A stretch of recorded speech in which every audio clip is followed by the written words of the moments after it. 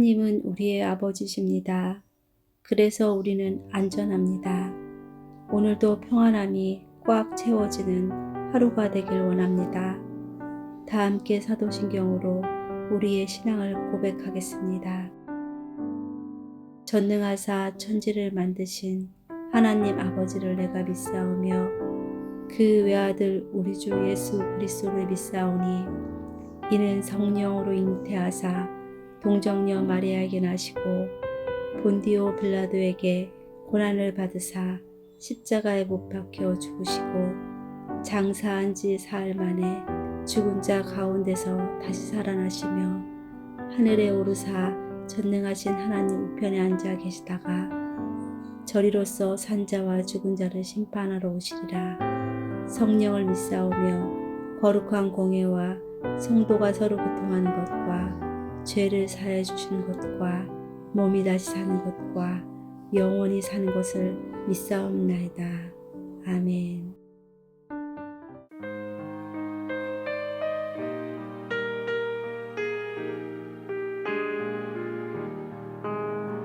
주 믿는 사람 일어나 다 힘을 합하여 이 세상 모든 마귀를 다쳐서 멸하세.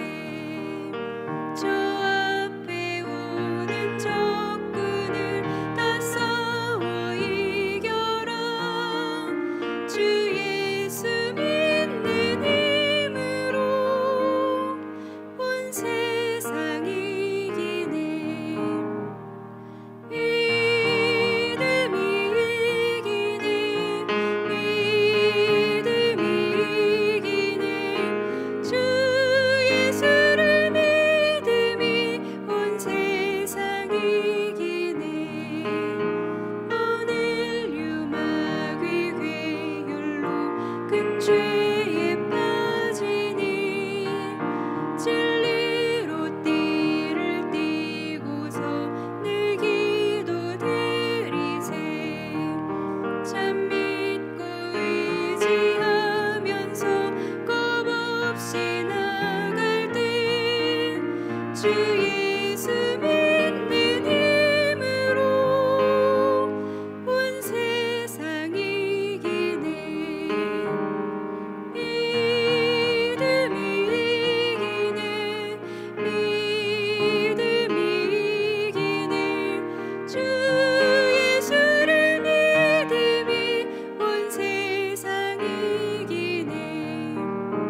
끝까지 이긴 자에게 이 옷을 입히고 또 영생 복을 주시니 참 기쁜 일일세.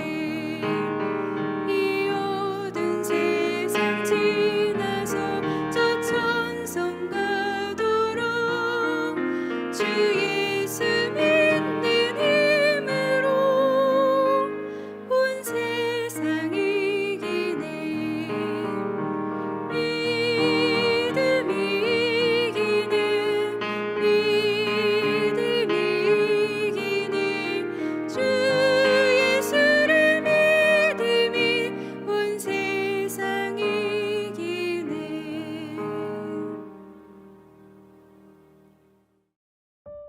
오늘 우리가 함께 나눌 말씀은 예레미야 33장 19절부터 26절입니다.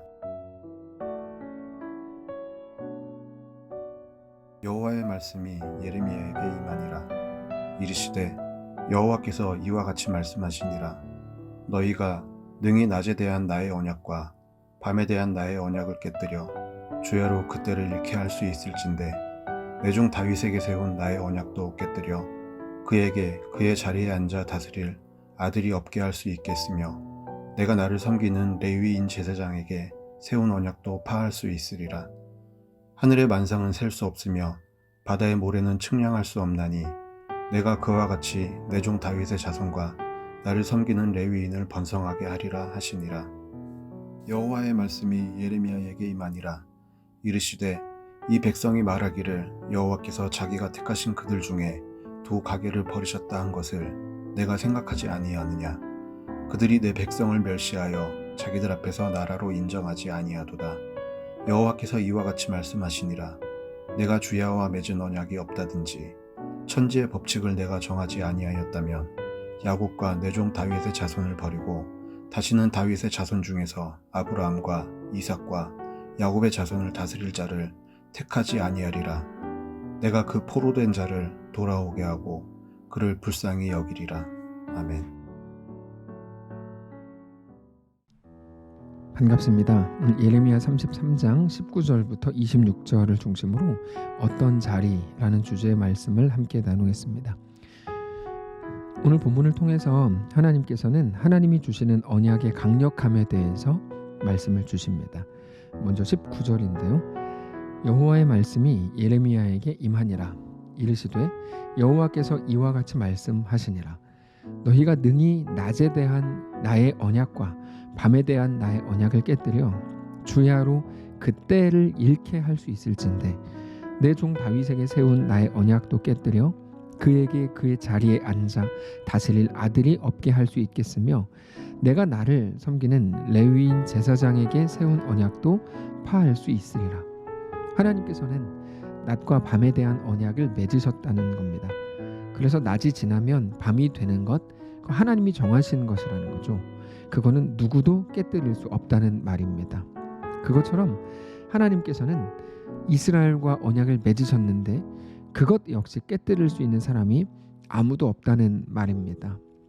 22절을 보시면 하늘의 만상은 셀 수 없으며 바다의 모래는 측량할 수 없나니 내가 그와 같이 내 종 다윗의 자손과 나를 섬기는 레위인을 번성하게 하리라 하시니라. 자, 하나님께서 이렇게 하나님의 약속, 하나님의 언약에 대해서 더 강력하게 말씀을 주시는데 그 이유가 무엇일까요? 그 이유는 백성들이 자기들의 현실 때문에 계속해서 불안해하고 있었기 때문입니다. 유다 백성들은 자기들의 현실을 보면서 하나님의 약속이 점점 더 안 믿어지는 거죠.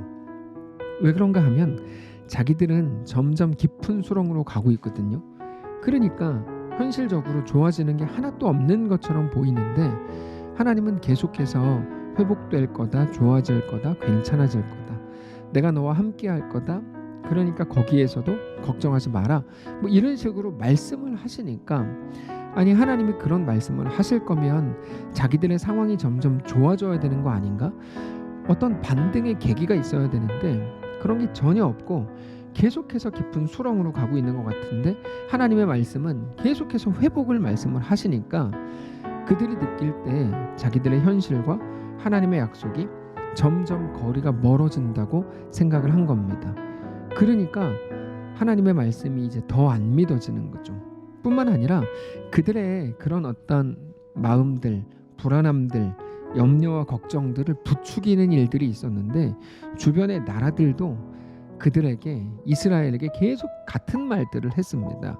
주변의 나라들도 바벨론에게 져서 침략을 당하고 포로로 끌려가는 이스라엘을 보면서 야, 하나님이 너희를 버렸다, 이렇게 조롱을 하더라는 거죠. 그게 24절입니다. 이 백성이 말하기를 여호와께서 자기가 택하신 그들 중에 두 가게를 버리셨다 한 것을 너가 생각하지 아니하느냐? 그들이 내 백성을 멸시하여 자기들 앞에서 나라로 인정하지 아니하도다. 자, 이스라엘 백성들은 하나님이 자기들을 버렸다고 말했을 뿐만 아니라 주변의 나라들까지도 너희의 하나님이 너희를 어떻게 지켜주냐, 너희를 이미 버렸는데, 이렇게 말을 한다는 거죠. 그래서 하나님께서 이렇게 말씀을 주십니다. 25절인데요. 여호와께서 이와 같이 말씀하시니라. 내가 주야와 맺은 언약이 없다든지, 그러니까 낮과 밤을 정하신 분이 하나님이신데 그거 하나님이 다 약속 안에서 이루어지는 일들이라는 거죠.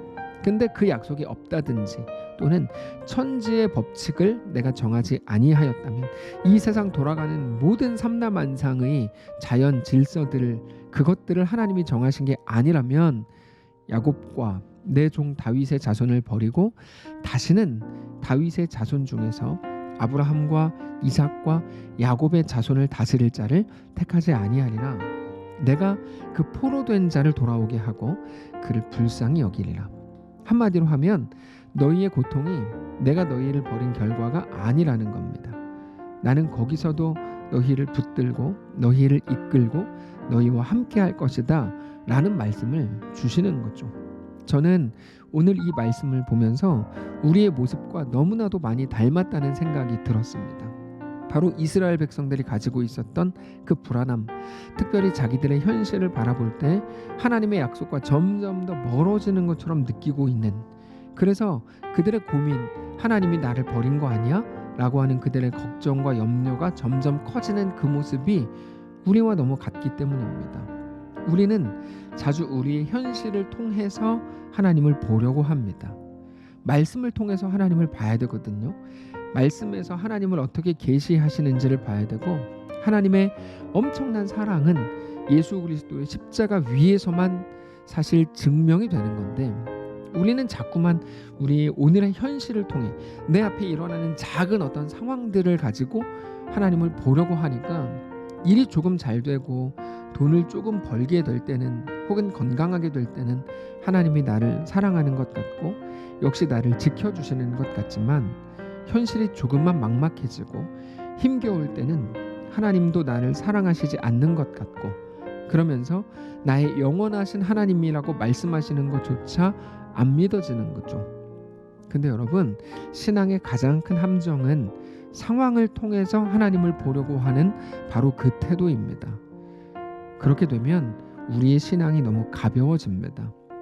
작은 일들에 기뻐하게 되지만 또 작은 일들에 금방 내 실망하게 됩니다. 그게 신앙의 가벼움이죠. 그냥 느껴지는 대로 말하고, 누가 한마디 하면 삐졌다 그러고, 누가 또 어떤 한 가지 일만 발생했다 그러면 상처받았다 그러고, 물론 인간이니까 그럴 수 있지만 신앙이 가벼워지면 안 됩니다.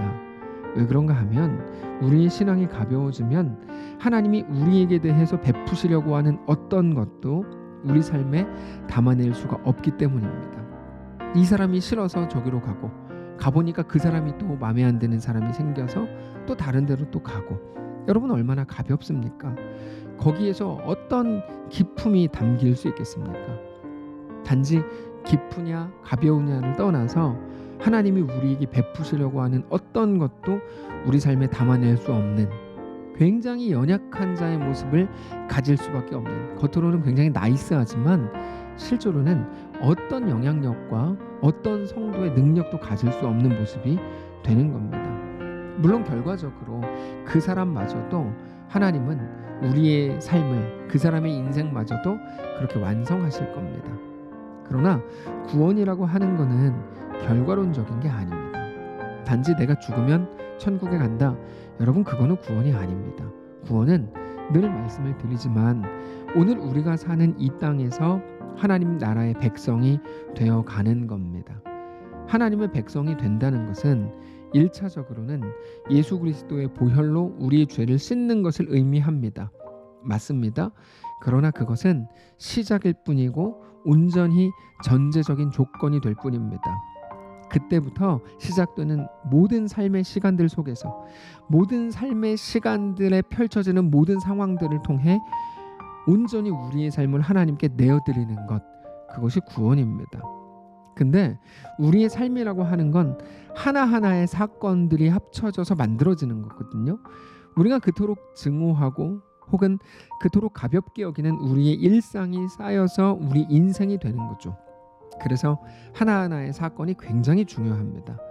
특별히 하나님께서 모든 사건들에서 의미를 담으시고 그 하나하나를 통해서 우리의 삶을 하나님의 백성으로 만들어 가실 건데, 그거를 우리도 모르는 사이에 거부하고 있는 것이 되기 때문에 우리 삶의 일상과 모든 사건에 대해 가벼우면 안 됩니다.